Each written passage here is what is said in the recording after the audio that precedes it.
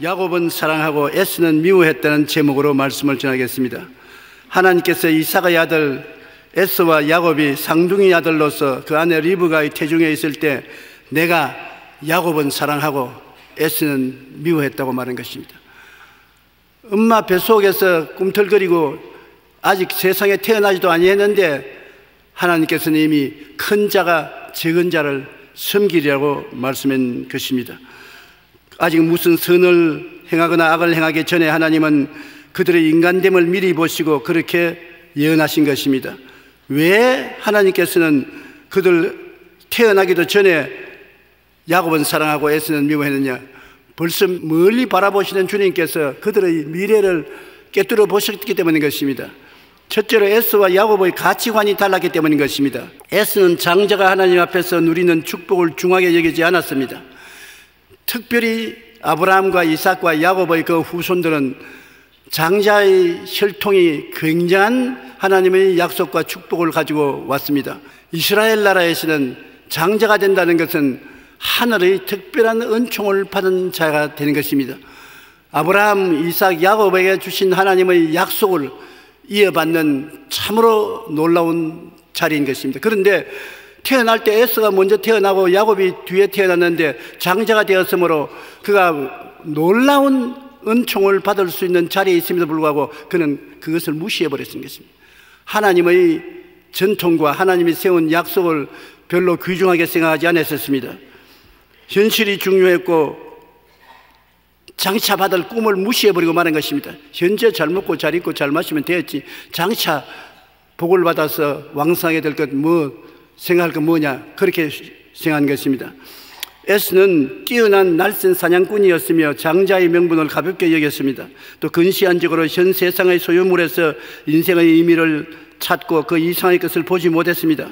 에서는 아브라함 이래 이어온 언약 가문의 순수한 혈통과 야훼 신앙을 버리고 우상 숭배하는 여자들을 아내로 맞이함으로 말미암아 부모님의 마음에 걱정을 끼치기도 한 것입니다. 그래서 오늘날에도 영어를 배운 사람은 영어에게 에스 신드롬이라는 말이 있습니다.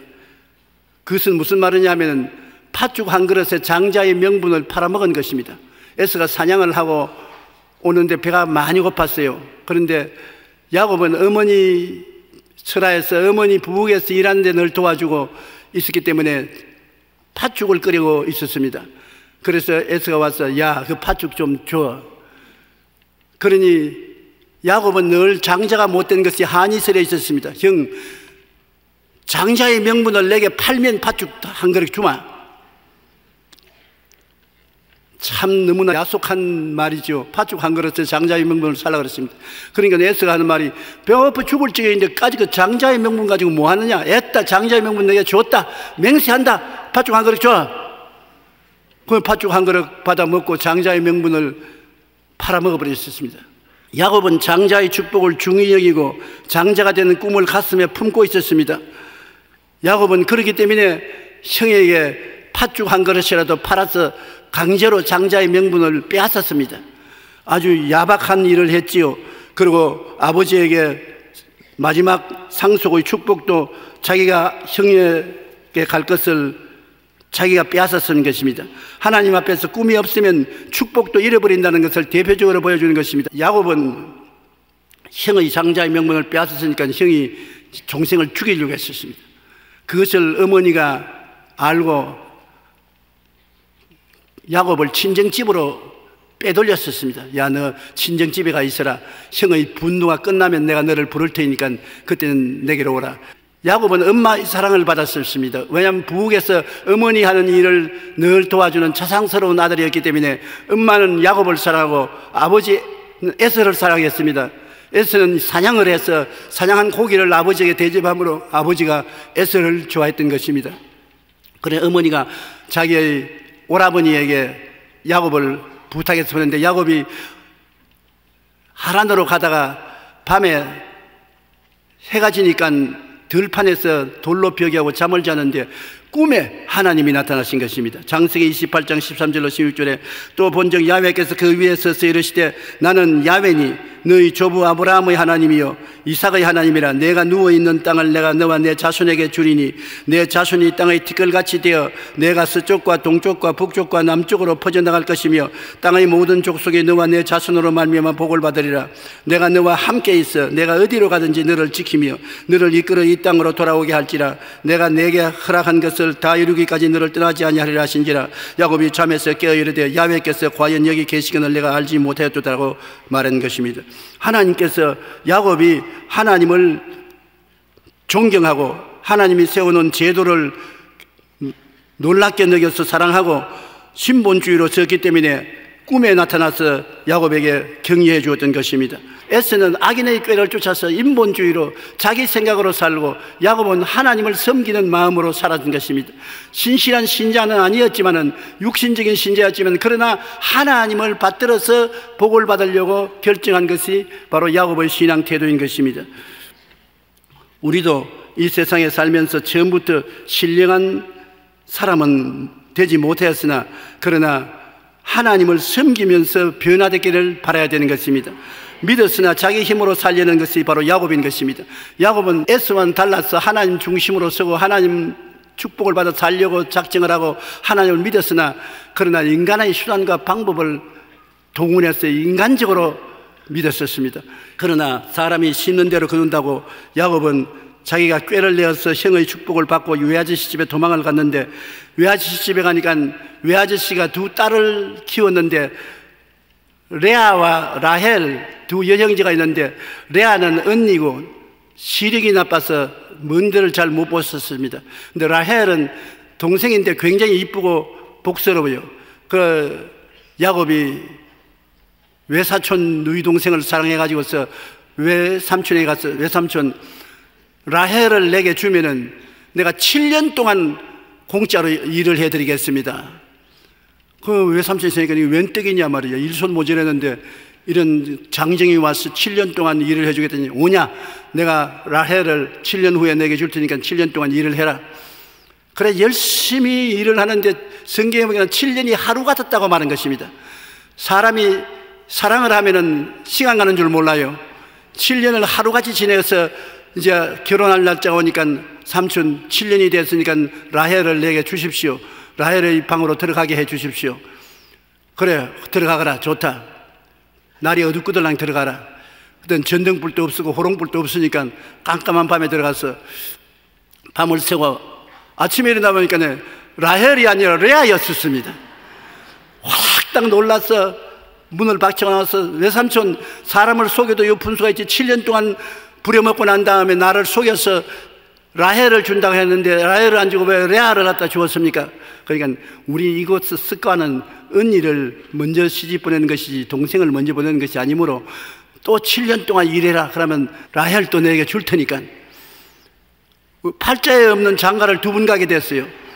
그러니까 라헬을 위해서 또 7년을 일해서 14년 동안 일을 했었습니다.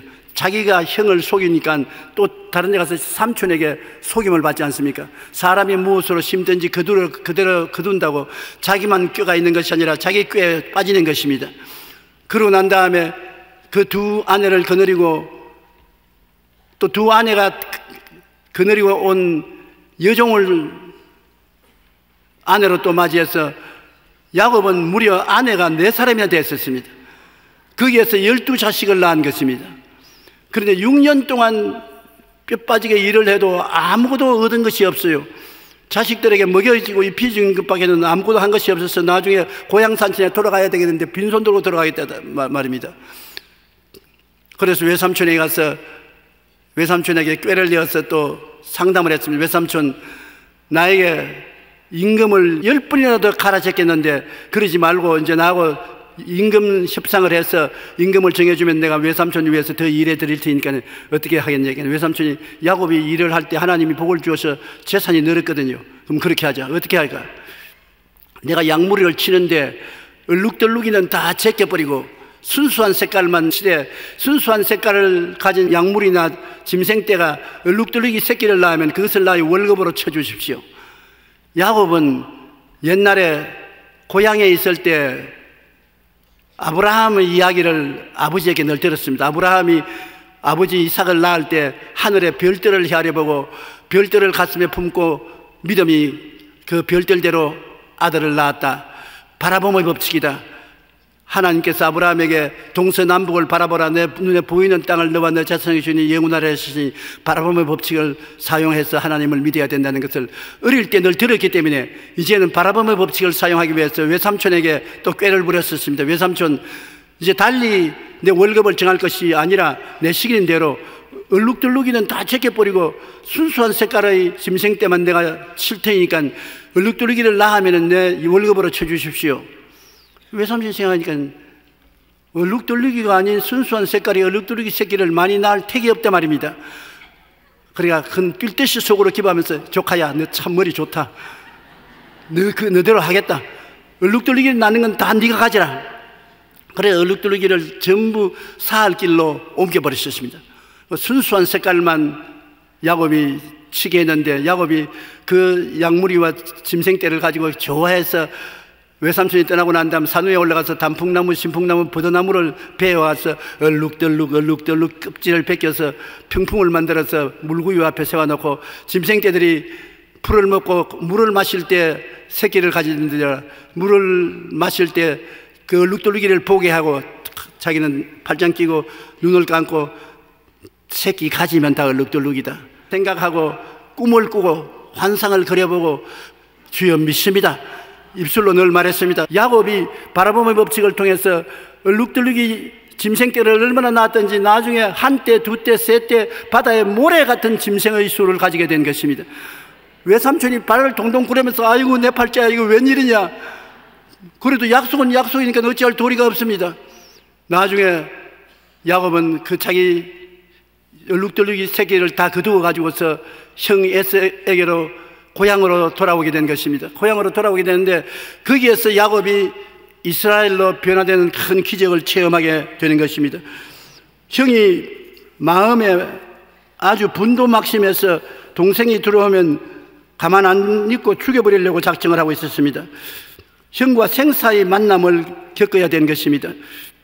그래서 그는 짐승을 거느리고 자식적이 데리고서 형인들로 오면서 사람을 미리 보내어서 동생이 20년 동안 외삼촌 댁에 있다가 고향으로 돌아오니 형이 나를 받아주십시오 하니까 형이 당장에 눈을 치켜뜨더니만 자기가 사병으로 기른 400명의 군사를 동원시켜서 말을 타고 동생에게로 마중을 나오려고 하는 것입니다. 전령이 뛰어와서 큰일 났습니다. 형이 400명의 군대를 거느리고 오니까 이제는 우리 다 죽었습니다. 야곱이 속이 탑니다. 하나님을 의지하고 여태까지 살았지만 이제는 막다른 골목에 처했었습니다. 그래서 그는 가족들을 다 야복강을 건너게 했습니다. 그리고 자기는 야복강 건너지 않고 이쪽 편에서 쪼그리고 앉아 있습니다. 그런데 야곱이 딱 쪼그리고 앉아서 형이 와서 어떻게 하는가 동향을 살피고 있는데 갑자기 키가 큼직한 장정이 한 사람 나타나는 야곱에게 덤벼들었었습니다. 너무나 놀라서 그 사람하고 씨름이 붙었는데 밤새도록 씨름을 하는데 그 사람이 뭐라고 말하냐면 야곱 보고 너 건너가라. 처자와 같이 조인을 하라. 사람은 같이 살고 죽어도 같이 죽어라. 천만의 말씀. 팥죽한 것에서 형의 장자명분을 빼앗은 내가 그렇게 쉽게 죽을 것 같으냐. 자식들은 죽으면 또 낳으면 되지 않냐. 아내가 죽으면 또 장가 들면 되지 않냐. 내가 살아야지. 나는 못 건너간다. 무슨 놈의 신랑과 아버지가 이 모양이냐. 건너가라 못 간다. 건너가라 못 간다. 밤새도록 실험을 했어요. 얼마나 고집이 센지 밤새도록 뒹굴어도 항복하지 않습니다. 그래 아침이 돼가지고서 해가 뜨려고 하니까 이 사람이 내가 떠나야 되겠다. 이제 나를 놓아라. 실험 그만하자. 나를 축복해 주십시오. 야곱이 가만히 보니까 보통 사람이 아니라 하나님이 천사거든요. 나를 축복해 주면 내가 낳아주겠고 안 그러면 내가 붙잡고 안 낳아주겠다. 가만히 보니까 내가 축복 안 해주고는 밤새도록 잡혔는데 낮에도 또 잡히겠단 말입니다. 근데 이름이 뭐냐? 야곱입니다. 야곱이라는 말은 속임꾼이라는 거죠. 사기꾼이라는 말인 것입니다. 내 이름이 뭐냐? 야곱입니다. 이제는 야곱이라 하지 말고 이스라엘이라 하라. 하나님과 실험에서 이긴 사람이라고 하라. 마지막으로 그 주의 사자가 손을 들어서 환두뼈를 쳐버렸었습니다. 그러니까 우지끈하고 화두뼈가 무너지니까 그가 쓰러졌어요. 환두뼈가 어그러지고 난 다음에 그는 야곱 사기꾼이 하나님과 실험에 쓰인 이스라엘로 변화되게 된 것입니다. 오늘날도 여러분, 하나님과 실험할 때 하나님께서 우리의 환두뼈가 어그러지게 해서 우리의 고집을 깨뜨리는 것입니다. 우리가 깨어져야 하나님이 우리에게 복을 주실 수 있는 것입니다. 깨어지지 않고 믿는 것은 하나님을 늘 이용하는 것입니다. 진실한 마음에서 하나님을 믿는 것이 아니라 하나님을 이용하기 위해서 믿는 일을 하는 것입니다. 그러나 내가 시험과 환난을 통해서 깨어져서 환두뼈가 어그러지고 쩔름발이가 되고 하나님 없이는 살 수 없게 되면은 진실한 믿음을 갖게 되는 것입니다. 형이 400명의 군대를 거느리고 에서가 동생을 죽이려고 오는데 마음에 분이 꽉 들어차서 단칼에 동생의 목을 치려고 했는데 야곱이 환두뼈가 부러져서 쩔름발이가 되어서 이제는 이름도 이스라엘로 바꾸고 하나님께 완전히 맡기고 난 다음에 형의 군대를 향해서 걸어오는 것입니다. 형이 가까이 와서 보고 기가 막힙니다. 이놈아, 형을 속이고 장자의 명분을 빼앗고 아버지에게 장자의 축복을 다 받고 도망을 친 놈이 20년 후에 찾아온다는 것이 고작 쩔룩발이가 돼서 돌아오느냐. 미운 생각이 싹 사라졌습니다. 하나님이 같이 계시기 때문에 하나님이 원수된 마음을 없애버린 것입니다. 마음에 불쌍한 생각이 생겨서 그냥 말에서 내려가지고서 찌벅찌벅 걸어와서, 야 이놈아, 형을 속이고 난 다음 떠나가서 20년 동안 무례게 쩔름발이가 돼서 왔냐. 그냥 동생의 목을 얼싸안고 엉엉 울었습니다. 동생도 울고 눈물로서 하나가 되어서 화해하고 말한 것입니다. 하나님이 기적을 베풀어 주신 것입니다. 내가 깨어져야 기적이 일어나요.